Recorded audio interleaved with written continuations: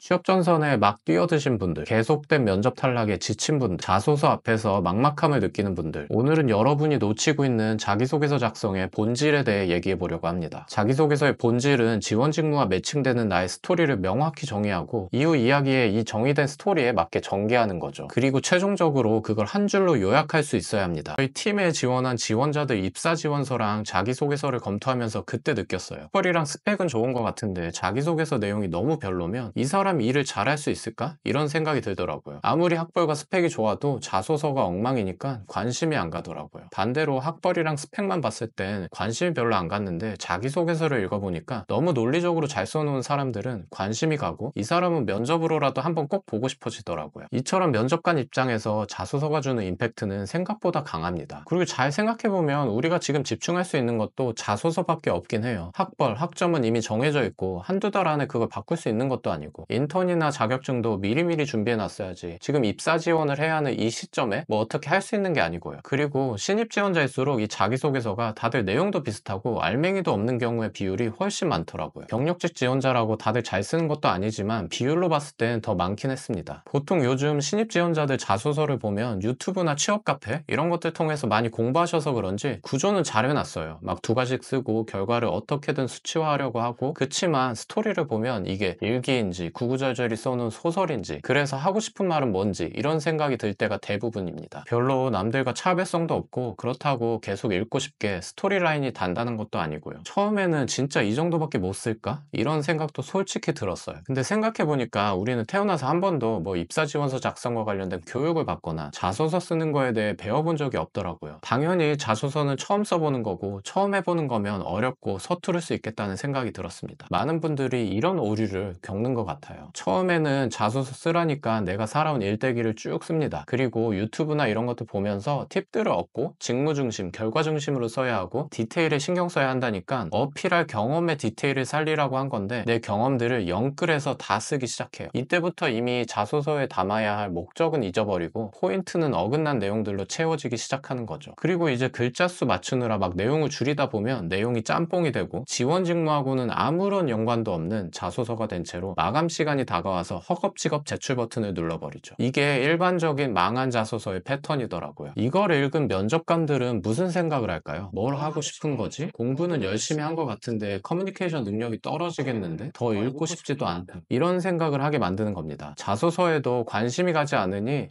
지원자에 대해서는 당연히 관심이 안 생기게 됩니다. 자소서가 진짜 중요하냐, 당락은 학벌과 스펙으로 정해져 있는 거 아니냐 라고 생각하는 분들도 많겠지만 여러분이 유튜브를 볼 때 한번 생각해 보세요. 유튜브 어플에서 수많은 썸네일들 중에 내가 관심이 가는 썸네일이나 제목이 있으면 그걸 눌러보잖아요. 면접관이나 인사팀 입장에서 썸네일과 같은 역할을 하는 게 여러분의 학벌과 학점, 이런 기본적인 스펙입니다. 여러분의 자소서를 읽게 만드는 1차 관문의 역할을 하는 거죠. 근데 학벌이나 학점은 이미 정해져 있는 거고 우리가 바꾸지 못하잖아요. 그리고 썸네일을 눌렀으면 영상 초반에 무슨 말을 하는지, 내가 관심 있고 좋아하는 내용인지를 빠르게 판단하고 계속 볼까 말까 결정하지 않나요? 이런 원리와 유사하게 많은 자소서 팁 영상들이 두괄식에 대해 강조하는 이유이기도 하죠. 면접관 입장에서 자소서를 계속 읽어볼까 말까 관심을 유도하게 만드는 중요한 요소가 자소서의 헤드라인이나 첫 두세 줄인 거죠. 그런 다음 관심이 가고 재밌을 것 같다 싶으면 유튜브 영상을 쭉 시청하고 내용이 마음에 들면 좋아요도 누르고 계속 보고 싶으면 구독도 누르고 합니다. 잘 생각해보면 결국 여러분이 구독을 누르는 중요한 요소는 영상의 내용이지 썸네일이 아닙니다. 여러분의 자소서는 유튜브 영상의 내용과 똑같은 겁니다. 나의 가치관, 논리력, 강점, 잠재 능력, 포부 등이 담긴 여러분 자신의 스토리이고 면접관이 합격 버튼을 누르게 만드는 가장 중요한 요소인 거죠. 결국 최종적으로 여러분을 합격하게 만드는 건 자소서지 학벌과 스펙이 아닙니다. 그럼 자소서 내용은 어떻게 채워야 할까요? 첫 번째로는 지원한 직무에서 필요로 하는 역량이 무엇인지 먼저 파악하고, 두 번째로는 내가 갖고 있는 경험들을 나열해보고 핵심 정보들을 뽑아내고 거기서 얻은 결과들이 무엇인지 정리합니다. 세 번째로는 직무에서 필요로 하는 역량들 또는 자소서 항목에서 물어보는 질문의 본질과 맞는 경험들과 매칭시켜야 하는 거죠. 네 번째로는 이렇게 본질적인 내용을 다 구성한 다음 읽는 사람이 좀 더 관심을 갖고 쉽게 읽히게 하기 위해 기교들을 부리는 겁니다. 두 가지식으로 문장 구조를 고쳐보고 헤드라인을 뽑아보고 일부 결과는 수치화 투자해보고 이런 것들을 하는 거죠. 근데 이게 말로 할 때나 들을 때는 생각보다 쉬워 보이지만 우리가 갖고 있는 경험이나 성향이나 스펙이 모두 다르고 지원하고자 하는 직무도 다르다 보니까 자소서 쓰는 팁들을 듣고 공부하고 해도 이것들을 나에게 맞게 적재적소에 쓰고 필요한 부분에만 적용한다는 게 쉽진 않습니다. 이걸 유튜브 영상을 통해 다 설명드리기도 참 어려운 부분이기도 하고요. 내용도 지루할 거고. 저도 제가 이렇게 말하는 자기소개서 작성의 방향성과 철학이 실제로 내가 그렇게 할 줄은 모르면서 말만 잘하는 사람이 되고 싶지 않아서 나의 이런 방식이 실제로 잘 먹히나 지금도 검증해보고 있습니다. 올해도 보시는 것처럼 삼성전자 2개 사업부에 지원해봤고 모두 서류 합격하고 면접까지 진행을 했었고, 지난번에 영상으로도 다뤘지만 네이버에도 지원해서 서류 합격하고 면접을 진행했었죠. 이건 지원할 때 제가 썼던 자소서인데 내용은 공개하기 어렵지만 구조로 한번 봐보세요. 이렇게 자소서 항목에 따라 구조도 조금씩 다르게 해서 최대한 회사가 듣고자 하는 나의 정보를 한눈에 볼 수 있게 저만의 방법으로 작성했고, 이렇게 쓰면 결과가 어떤지 검증해보고자 하는 목적도 있었습니다. 이 영상을 보시고 자소서의 중요성에 대해 다시 한번 깨달으셨으면 좋겠어요. 나는 학벌과 스펙이 좋지 않아, 어차피 스펙이 제일 중요한 건데 하면서 자소서도 대충 쓰지 마시고 자소서에 모든 노력을 쏟아부어 보셨으면 좋겠습니다. 그리고 이런 영상들을 듣는 것보다 영상을 듣고 직접 써보는 게 정말 중요합니다. 직접 써봐야 내 경험들이 정리가 되고 무엇이 부족해 보이고 내가 갖고 있는 강점들은 뭔지 보이기 시작합니다. 무조건 문단 구조나 어떤 특정 구조로 해야 한다 이런 것에 얽매이지 말고, 보셨잖아요. 저는 그런 정형화된 구조로 쓰지 않고도 잘 합격되는 거. 어떻게 하면 회사가 듣고 싶은 나만의 스토리를 구성할 수 있을까에 대해 고민하고 적용해 보시면 좋겠어요. 자소서 문항에 꼭 포함되어 있고 면접에서도 거의 무조건 물어보는 질문이 있죠. 바로 지원 동기. 제가 지원했던 회사들도 그렇고 자소서 관련 조언해드리면서 제가 본 거의 모든 기업들의 자소서 문항에는 지원 동기를 묻는 문항이 꼭 있었습니다. 보시는 것처럼 삼성전자 첫 자소서 문항이 지원 동기 질문이고, 현대자동차 자소서 문항에도 지원 동기 질문이 있고, LG전자 첫 자소서 문항도 지원 동기 질문입니다. 이처럼 모든 대기업 자소서 문항에 있을 정도로 중요한데, 제가 여러분들이 쓴 자소서를 보면 10개 중에 9개는 지원 동기를 묻는 질문에 대부분 지금 보여드리는 것과 같이 3가지 타입 중 하나로 쓰시더라고요. 입사 후 내가 되고 싶은 모습을 말하며 시작하거나, 멋져 보이고 추상적인 단어들을 써서 회사에 어떤 사람이 되겠다라는 식으로 시작하거나, 전공과 내가 가진 지식에 대해 말하며 어떤 업무에 이바지하겠다라는 식으로 시작하거나. 여러분이 써놓은 자소서도 한번 봐보세요. 아마 지금 보여드린 구조와 매우 유사할 확률이 90% 이상이라고 확신합니다. 잘 보시면 그 회사, 그 직무에 대해 잘 몰라도 누구나 말할 수 있을 법한 추상적인 내용이지 않나요? 근데 이렇게 쓰신 분들께 제가 딱 2가지를 수행한 후 지원 동기 문항에 대해 다시 작성해달라고 말씀드렸더니 이렇게 바뀌었습니다.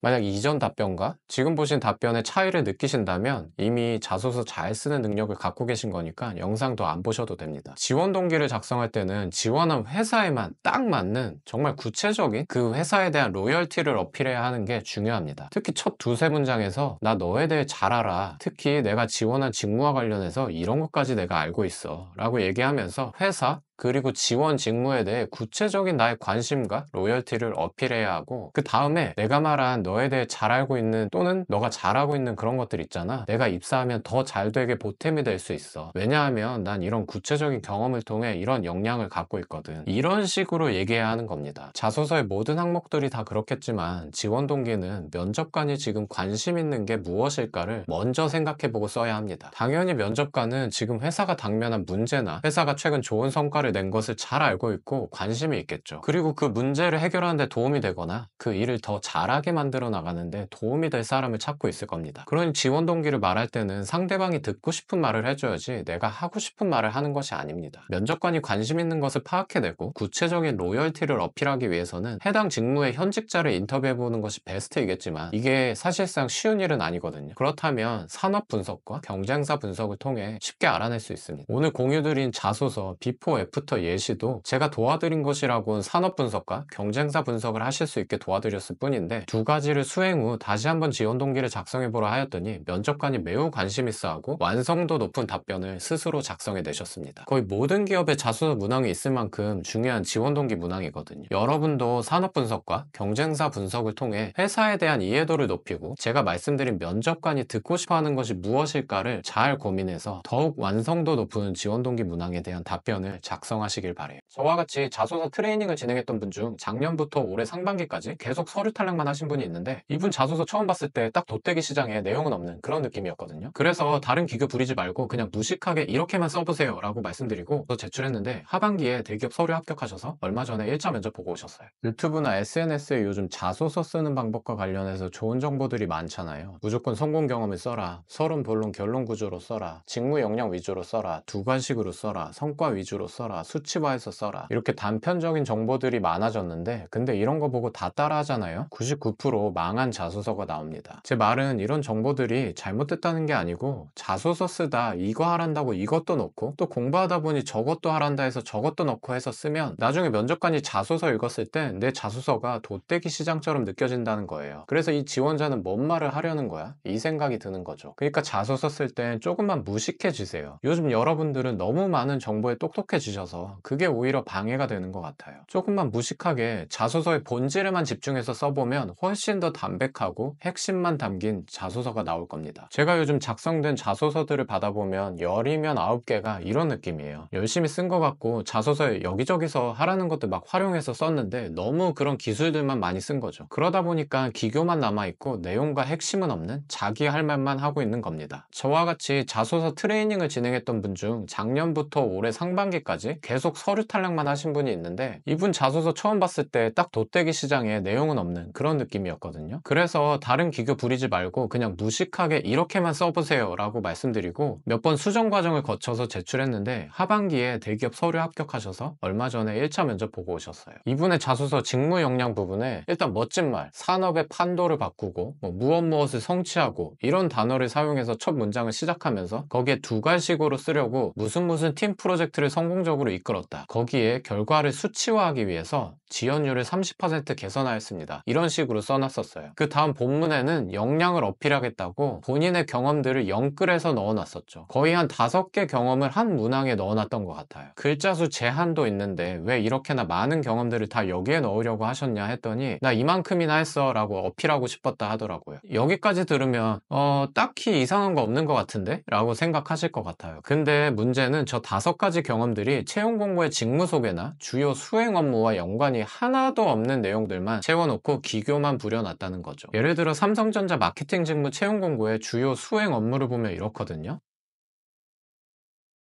이러면 내 경험들 중에 시장이나 소비자, 경쟁사를 분석해서 어떤 인사이트를 도출해내고 그걸 통해 대회에서 상을 받았거나 교내 모의 투자에서 대규모 투자를 받았거나 이런 경험을 작성하거나, 그런 게 없다면 영상 콘텐츠를 제작을 해서 엄청난 조회수를 만들어 봤다거나, 마트에서 특정 제품을 홍보해서 하루 매출 얼마를 일으켜 봤다거나, 이런 직무와 관련이 있는 내 경험들, 아니면 직접적인 경험이 없으면 내가 갖고 있는 경험들 중 어떻게든 접점을 만들어서 써야 하는 거죠. 이런 거 없이 그냥 내 생각에 멋졌던 성공했던 경험들 쭉 나열해서 놓으면 면접관들 입장에선 그 성공이 딱히 의미하는 게 없습니다. 제가 앞에서 좀 더 무식하게 써라, 그래야 잘 쓴다 라고 말씀드린 건 두괄식, 수치와 성공 경험 이런 것에 먼저 집중하고 얽매이기보다는 일단 그런 거 생각하지 말고 좀 더 1차원적으로 내가 지원한 직무가 회사에서 수행하는 업무들이 뭔지, 요구하는 직무 역량이 뭔지를 가장 먼저 그걸 딱 위에 적어 놓고 그것과 관련된 역량을 쌓았던 경험을 써 놓은 다음 그 경험에 대한 내용을 작성해 보라는 겁니다. 일단 내용이 탄탄해야지, 내용은 없는데 기교만 잘 부려놓은 건 그냥 빈털터리 자소서거든요. 딱 봐도 지루하고 진부해 보여서 안 읽어볼 가능성이 크죠. 다른 지원자가 아니고 나한테 관심을 갖게 만들어야 하는데 그거 쉽게 하는 방법이 있습니다. 근데 전 직무랑 유사한 경험이 없어요. 모든 직무에서 공통적으로 요구하는 스킬이 있어요. 회사 생활을 잘하는 데에도 꼭 필요한 스킬이고요. 자소서 쓰는 게 막막하신 분들 많잖아요.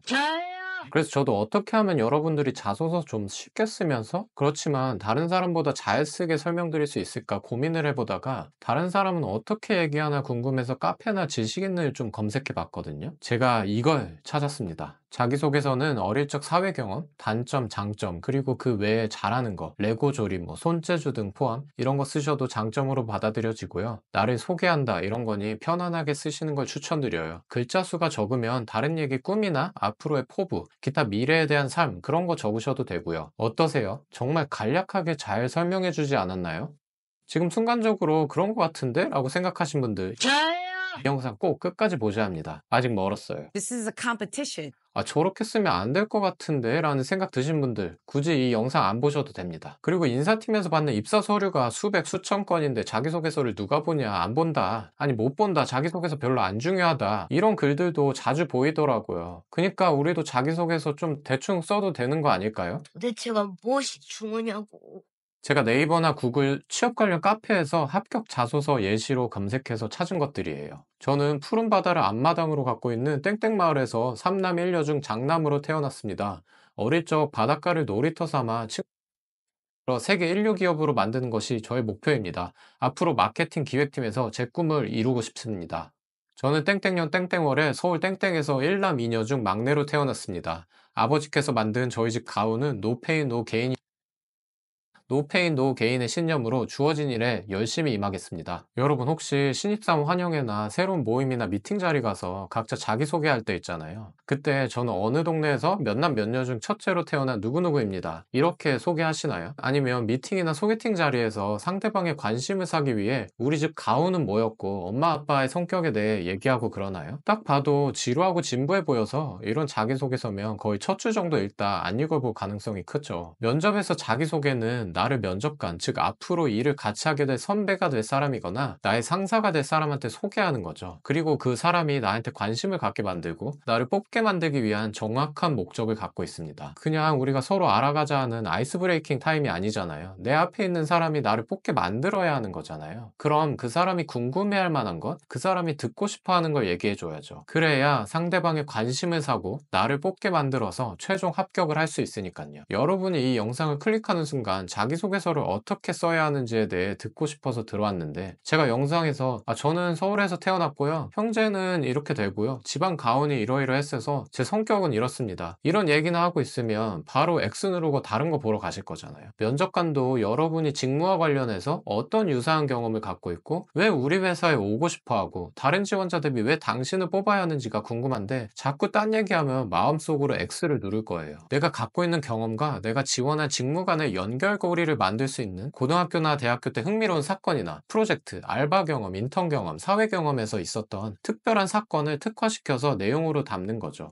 근데 전 직무랑 유사한 경험이 없어요. 잘 찾아보세요. 있을 거예요. 아니에요, 정말 없는 것 같아요. 이런 분들 일단 취업은 하고 싶지만 좋은 회사에 취업하기 위해 너무 준비를 안 해온 거니까 조금 반성하시고, 근데 이런 분들을 위해 제가 팁을 하나 드리면, 모든 직무에서 공통적으로 요구하는 스킬이 있어요. 회사 생활을 잘하는 데에도 꼭 필요한 스킬이고요. 그게 뭐냐면 커뮤니케이션 능력, 협업 능력, 외국어 능력, 책임감이에요. 이거 잘하는 사람들이 결국 회사 생활도 잘합니다. 반대로 얘기하면 이거 잘하는 사람 같아 보이면 면접관이 뽑고 싶어하는 사람인 거죠. 직무와 연관된 특별한 경험이 아무리 생각해도 없다면 지금 말씀드린 것들과 관련된 구체적인 사례 두 가지, 예를 들면 난 커뮤니케이션 능력이 뛰어나를 보여주는 사례 하나랑 난 외국어 능력이 뛰어나서 이런 것까지 해봤어 하는 사례를 넣는 것도 방법이에요. 가장 베스트는 직무랑 연관된 경험 하나랑 지금 말씀드린 네 가지 능력 하나를 자소서에 녹여보는 거겠죠. 근데 제가 이렇게 말씀드렸다고 혹시 자기소개서에 대놓고 저는 커뮤니케이션 능력이 좋습니다 라고 쓰시려는 분 없죠? 그건 저는 3남 2녀의 막내입니다 라고 말하는 거랑 똑같은 거예요. 자소서에는 나의 경험을 직관적으로 서술해 놓고 그걸 읽는 사람이 이 사람 커뮤니케이션 능력 좋겠는데? 라는 생각을 하게 만들어야죠. 그리고 면접관이 관심을 갖게 만들어야 한다 했잖아요. 내 자소서를 읽으면서 나에 대해 궁금하게 만들어서 다른 지원자가 아니고 나한테 관심을 갖게 만들어야 하는데, 그거 쉽게 하는 방법이 있습니다. 바로 STAR 메소드라는 걸 쓰는 건데, 이 STAR의 약자는 Situation, Task, 액션, 리절트예요. 즉 상황, 내가 처했던 상황, 어떤 환경에서 일이 벌어졌는지를 설명하고, 타스크, 과업으로 그 상황에서 본인이 맡았던 역할이나 책임, 무엇을 해야 했는지, 어떤 목표를 달성해야 했는지, 그리고 액션, 행동, 주어진 과업을 수행하기 위해 본인이 취한 구체적인 행동, 어떤 전략을 사용했는지, 어떤 작업을 수행했는지, 마지막으로 result, 결과, 본인의 행동이 가져온 결과, 성과를 측정할 수 있는 구체적인 데이터를 제공하는 거죠. 나의 경험들을 STAR, STAR 구조에 맞춰서 먼저 써보고, 예를 들면 이렇게, 이건 제가 다 읽어드리기엔 지루하실 테니까 멈추고 한번 보세요. 그 다음 자기소개서에 옮길 때는 결과를 제일 앞에 쓰고 상황과 과업을 쓴 다음 액션을 빼놓는 거죠. 이렇게요. 그럼 면접관은 결과를 보고 관심을 가질 테고 어떻게 그걸 이뤘는지 정보가 없으니까 궁금증 반, 의심 반이 생기겠죠? 그러면서 물어볼 거예요. 어떻게 120만 원을 모금받을 수 있었나요? 그럼 오케이, 낚였다 하면서 준비해둔 답을 면접 때 얘기하는 거죠. 자, 이걸 듣고 보니 내일이라도 당장 합격할 것 같으신 분들 좋아요와 구독 부탁드립니다. 어차피 학벌과 스펙으로 다 필터링하고 자기소개서 이런 거 보지도 않는다는데 왜 이렇게 열심히 써야 하냐고요? 설사 필터링 한다 해도 나는 필터링 안 될 수도 있잖아요. 그럼 누군가는 내 서류와 자소서를 볼 테고 근데 자기소개서를 발로 써놨다? 이렇게 나는 또 하나의 기회를 놓쳐버리는 거죠. 그리고 운 좋게 면접에 가게 된다면 자소서 대충 써놓으면 면접관들이 면접에서 그 자소서를 보는 순간 이미 불합격으로 마음에 결정을 하고 있겠죠. 이거부터 시작해 봅시다 우리. 이게 어려워서 포기하면 앞으로 어떻게 살아남아가요? 딱 일주일 동안 매일같이 내 자소서를 들여다보고 질문해보고 개선해보세요. 일주일 전보다 훨씬 남이 보기 좋은 자소서가 만들어져 있을 거예요. 다 알잖아요. 직장인으로 부자 될 수 없다는 거. 근데 내가 특출난 사람이 아니라면 일단 안정적으로 괜찮은 수익을 만들 수 있는 게 월급 받는 거잖아요. 요즘 시대 정말 조금만 노력해도 남들보다 앞서 나갈 수 있는 시대라고 생각해요. 최근에 일타 강사 현우진 씨가 말한 것 중 이 말이 공감이 가더라고요. 토익, 오픽 점수의 컴말, 한국사 자격증, 체험형 인턴의 공모전 준비까지. 주변에서 말하는 취업 준비에 필요한 것들만 준비하는데 길게는 2년은 걸릴 것 같아요. 이거저거 다 준비하다 보면 허송세월 보내기 쉽죠. 다 준비가 된 상태에서 본격적으로 회사에 지원한다? 이미 너무 늦은 겁니다. 일단 취업시장에 머리를 박아놓고 서류, 면접을 부딪혀 나가면서 꼭 필요한 것들이 있어 보이면 채워 나가야죠. 오늘은 제가 대기업과 스타트업, 외국계 기업을 다니면서 만났던 사람들의 커리어, 그리고 조직의 리더가 되고 나서 많은 이력서를 받아보면서 알게 된 결국에 원하는 회사에 입사하는 사람들의 특징, 커리어 트랙에 대해 얘기해 보려고 합니다. 나는 무조건 대기업 가겠다 하고 준비했지만 대기업 취업이 잘 안 되면 일단 내 기대치보다 낮은 회사에라도 지원해서 취업하고 회사 다니면서 퇴근하고 공부하면서 대기업으로 이직하는 게 오히려 대기업에 입사하는 확률도 높이고 시간을 줄이는 이상적인 방법이라고 생각합니다. 실제로 그렇게 한 분들 중 결국에 경력직으로 대기업에 입사하신 분들도 많고요. 그리고 일단 회사에 들어가 봐야 내가 생각했던 일이 내 적성에 맞는지도 알게 되고 내 직무에 있어서 스킬이 쌓이고 경험이 쌓이다 보면 꼭 대기업이 아니더라도 대기업 수준 또는 그 이상으로 급여도 좋고 복지도 좋은 해당 분야에서 유명한 외국계나 알짜 기업들을 알게 되는 시야가 생깁니다. 그러면서 이직의 기회들이 생겨나는 거죠. 제가 지금 다니고 있는 외국계 같은 경우 급여는 대기업 수준인데 거기에 주식까지 받다 보니까 실질적인 보상은 대기업보다 높고 현금성 복지도 대기업과 유사해요. 유연근무제랑 재택도 가능하고요. 근데 여기 이직해서 오시는 분들 스펙이나 전 직장을 보면 중견, 중소기업 출신 분들이 많고 학벌이 높은 분들도 많은 편은 아닙니다. 영어는 잘하시는 분들도 있지만 또 못하시는 분들도 많고요. 그렇지만 해당 직무에서 주요한 업적이나 경력을 하나씩은 갖고 있죠. 제가 말씀드리고 싶은 건 꼭 대기업을 가려고 취업을 무한정 준비만 하면서 미루지 말자예요. 대기업 수준의 좋은 외국계나 중견기업들도 많다. 근데 이런 곳들은 특히나 신입보다는 바로 업무 투입이 가능한 경력직을 주로 뽑으니 기대치를 낮춰서라도 취업을 한 다음 나랑 맞는 직무가 무엇인지 빠르게 파악하고 그 직무에서 일을 제대로 배우고 경력을 쌓아서 점점 더 급여도 좋고 복지도 좋은 회사로 이동해 나가는 것도 방법이다라는 것을 말씀드리고 싶었어요. 이런 말씀을 드리고 싶었던 이유는 주변에 부모님, 친구, 자녀분들이나 지인들 중 취업이 잘 안 되는 분들을 도와주다 보면 오히려 애매한 상위권 대학 나온 분들이 대기업은 계속 떨어지는데도 대기업만 가려고 몇 년째 취업 준비만 하는 모습이 좀 안타깝더라고요. 그래서 우울감이나 자책감에 빠져 있고 오히려 본인 스펙이 좀 안 좋다라는 걸 인정하고 하향 지원한 분들은 괜찮은 중견기업에 취업도 금방 되고 나름의 삶을 찾아가면서 직장인으로서 자기만의 계획을 만들어가며 지내더라는 거죠. 입사 지원에 꼭 필요한 것들, 예를 들면 토익 몇 점 이상이어야 지원 가능하다. 이런 것들은 대학교 3, 4학년 때부터 미리 준비해 놓는 게 좋고 남들이 이것도 있으면 좋다더라 하는 것들 뭐 컴말 자격증, 한국사 자격증, 공모전 수상 이런 것들 준비할 시간에 먼저 입사 지원서 작성하고 면접 준비하고 또 면접도 봐보면서 경험치를 쌓아가면 부족한 부분들이 보완되어지고 이렇게 하는 게 훨씬 합격률을 올리는데 유리하다고 전 봐요. 솔직히 요즘 회사에서 필요한 수준의 컴퓨터 활용 능력 안 갖고 있는 사람들이 몇이나 있나요? 기사 자격증 같은 경우도 정말 특정 시설 관리 직무를 제외하면 일반적으로 우리가 가고자 하는 기업과 직무들에선 합격에 크게 영향을 미치는 자격증이 아니죠. 지금 시점에 더 중요한 건 자기소개서를 어떻게 작성하고 면접에서 얼마나 본인을 잘 셀링할 줄 알고 논리적으로 면접 질문에 답하고 진정성 있고 잠재력 있는 지원자로 보여줄 수 있느냐입니다. 현 시점에 바꿀 수 없는 학벌에 얽매여서 스펙 때문이야 라고 포기하는 것보다 지금 시점에 내가 노력해서 바꿀 수 있는 것에 집중해 보는 겁니다. 대학교를 갓 졸업하고 가장 쉽게 어느 정도의 수익을 만들 수 있는 방법은 회사에 취업하는 거라고 저는 생각해요. 그리고 회사에 회사를 다니면서 배우는 것들과 월급이 향후에 여러분이 하고 싶은 사업이나 다른 것들을 하는데 시드가 되어줍니다. 요즘 시대에 정말 조금만 노력해도 남들보다 앞서 나갈 수 있는 시대라고 생각해요. 최근에 일타 강사 현우진 씨가 말한 것에 저는 공감이 가더라고요. 근데 요즘에는 내가 그 얘기 했거든. 성공하기가 너무 쉬워 라고 얘기를 했어. 근데 그 친구가 나는 반대 얘기할 줄 알았는데 걔가 그런 거야. 맞아요로 얘기하는 거야. 그중 대학교 3학년이거든. 걔가 한 얘기가 어느 누구도 뭘 열심히 하지 않는 시대가 떴대. 그래서 자기는 거기서 빛을 봤다는 거야. 아, 나는 이거 열심히 하면 나는 성공할 수 있겠구나. 그걸 너무 느꼈다는 거지. 예전엔 너무 힘들었거든요. 다 같이 너무 열심히 했어요.